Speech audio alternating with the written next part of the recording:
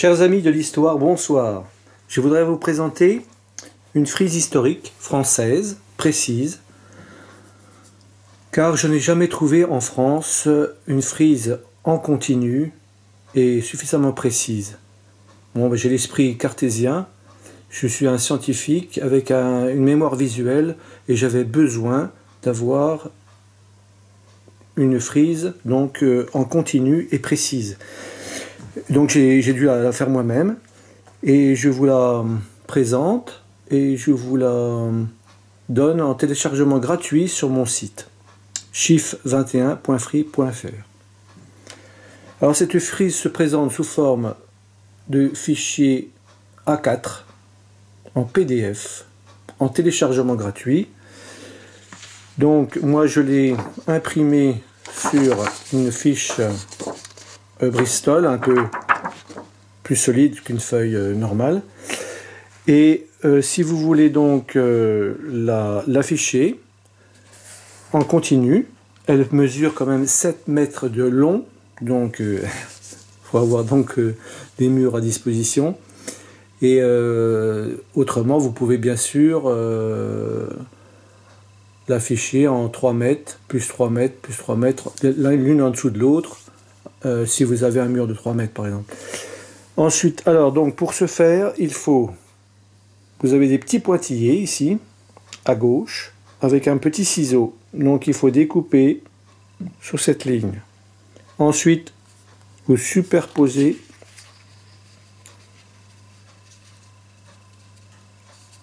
cette petite ligne jusqu'à la ligne en plus gros pointillé de l'image précédente. Donc il faut mettre de la colle ici. Donc si vous voyez des gros traits à droite, il ne faut pas découper. Il faut découper seulement les petits traits, les petits pointillés à gauche. Voilà. Donc cette frise donc, se présente sous cette forme, mais sinon vous pouvez aller sur le site, sur mon site de la Chiffrisis, sur chiffre21.free.fr. Vous l'avez aussi cette frise sous forme d'une image en continu, donc de 7 mètres. Donc vous pouvez consulter directement sur votre PC. Elle est continue, c'est-à-dire que toutes les feuilles sont attachées les unes aux autres comme une frise continue, quoi. Donc elle est vraiment pratique. Alors cette frise, donc,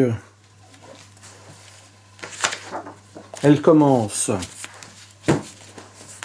au Paléolithique. Alors, je répète, c'est la frise française, hein. Donc c'est le Paléolithique en France. Le Néolithique en France aussi, hein, après. Donc, le Paléolithique en France, le Néolithique en France n'est pas le même que le Néolithique en Mésopotamie, par exemple, hein. Donc, voilà, donc c'est bien une frise française, hein. Donc voilà, vous avez le Paléolithique. Dans le Paléolithique, il y a une rupture, ici, dans l'échelle, hein, bien sûr, du temps, parce que on parle en milliers d'années, là, hein, centaines de milliers d'années, millions d'années même. Donc je suis obligé de faire des coupures, hein. Donc voilà, Paléolithique, pierre taillée, Néolithique, apparition de l'écriture qui marque la séparation entre la préhistoire et l'histoire. Bon, il y a quelques petites références sympas, hein. Voilà, la louve de Remus et Rémilus. Alors vous avez ensuite le Chalcolithique, l'âge du bronze, l'âge du fer, et là, à l'âge du fer, on commence à -100. Alors il y a une rupture encore ici, hein, il y a quelques ruptures, hein, au Néolithique aussi, et à partir de -100, il n'y a plus aucune rupture de la ligne du temps. C'est-à-dire que c'est marqué ici, donc 1 cm représente 5 ans. Donc vous avez 2 cm ici pour 10 ans. Et ça, c'est valable de -100 jusqu'à l'époque actuelle. Il n'y a aucune rupture, aucun vide.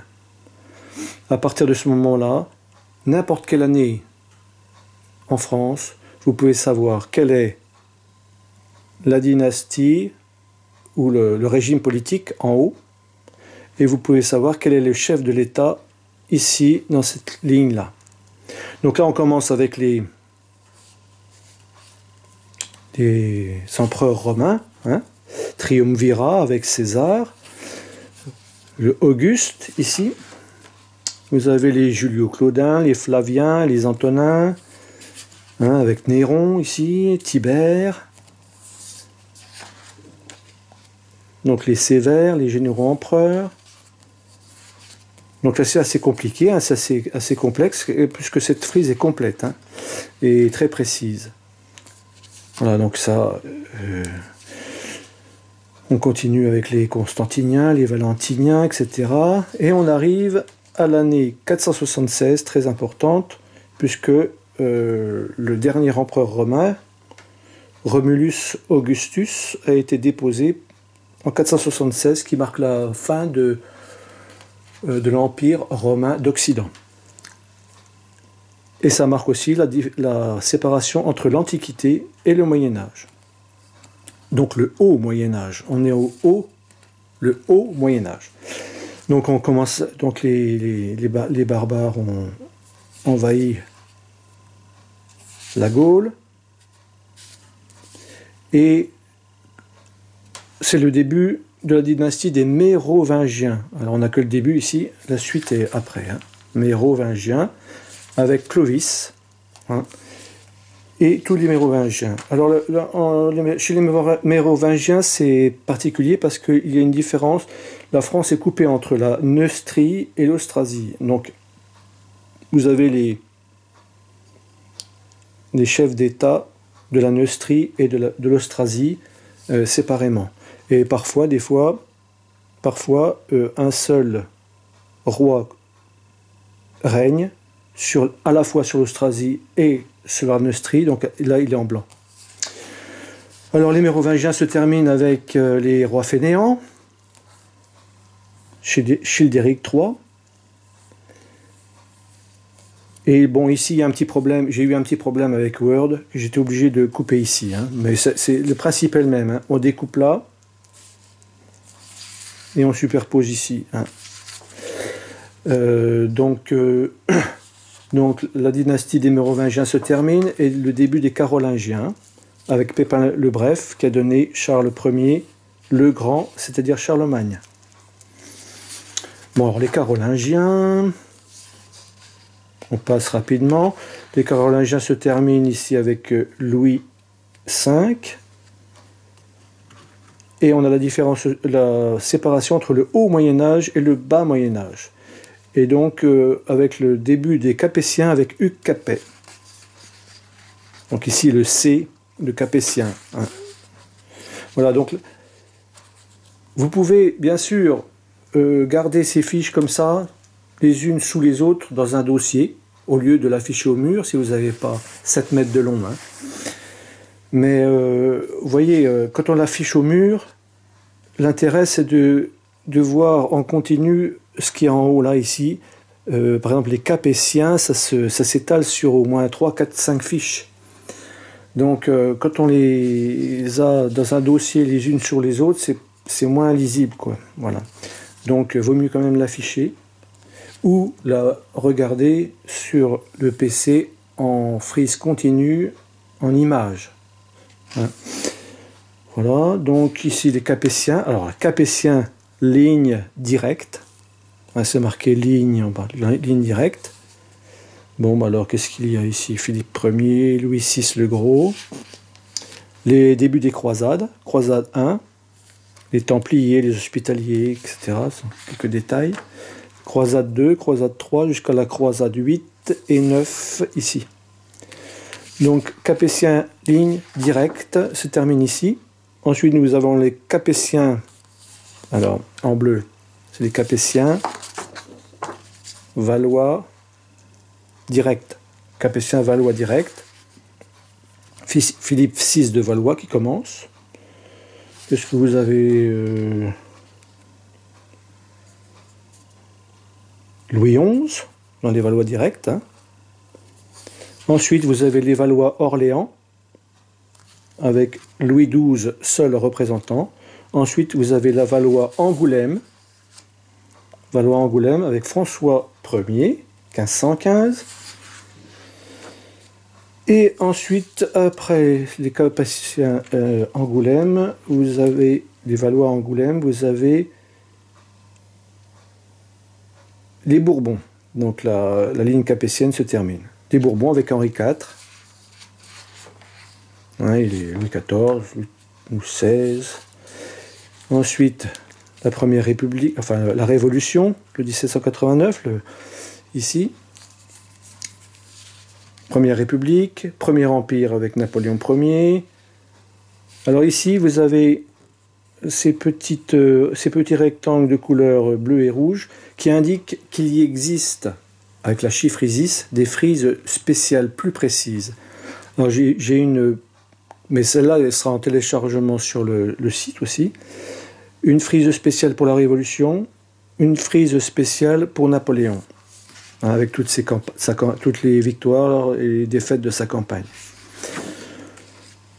Donc après, vous avez la Restauration, vous avez la Révolution de 1830, Monarchie de Juillet, Révolution de 48, République 2, le coup d'État de 51 de Napoléon, de Charles-Louis Napoléon Bonaparte, qui a, après ce coup d'État, il s'est sacré empereur, l'empereur Napoléon III.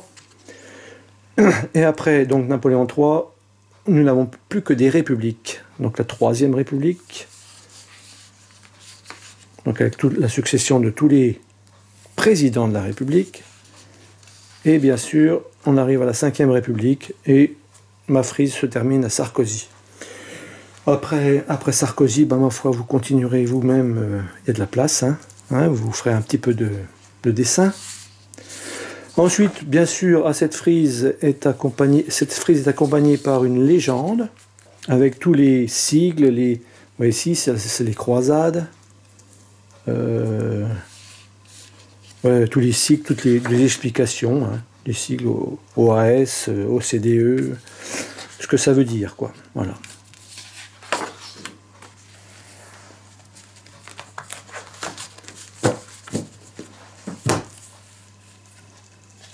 Ensuite, vous avez des frises bonus. Alors ici,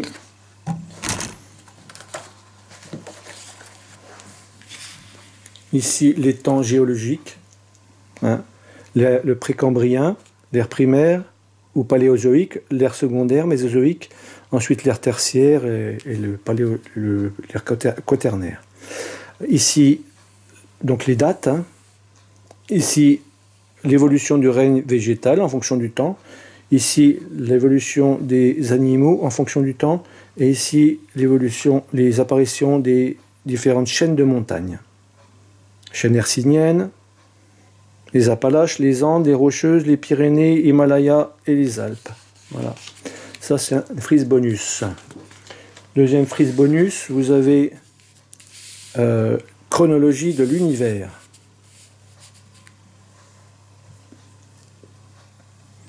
Avec le commencement par le Big Bang, ma foi, on ne sait pas trop ce que c'est, mais pour l'instant, c'est la théorie la plus acceptée. Vous avez ici l'apparition des photons, à 300 000 ans après le Big Bang.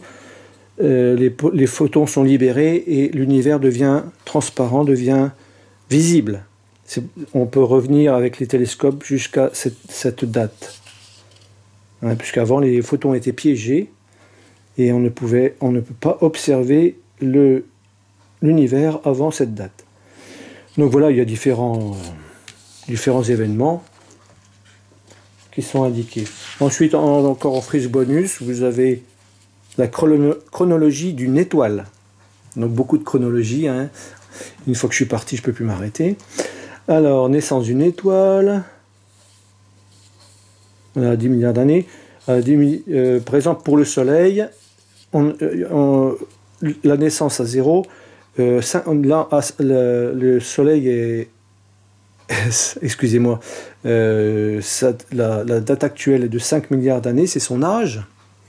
Et à 10 milliards d'années environ, il deviendra une géante rouge, par exemple.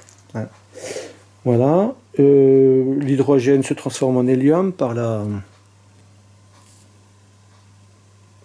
fusion thermonucléaire, j'ai cherché le mot. Et ensuite, l'hélium se transforme en carbone, le carbone en oxygène, etc. Pour former les éléments naturels. Alors en fonction de la masse, ici, le devenir d'une étoile sera différent. Elle deviendra soit une naine blanche, soit une étoile à neutrons, soit une supernova, etc. Donc c'est une question de masse simplement.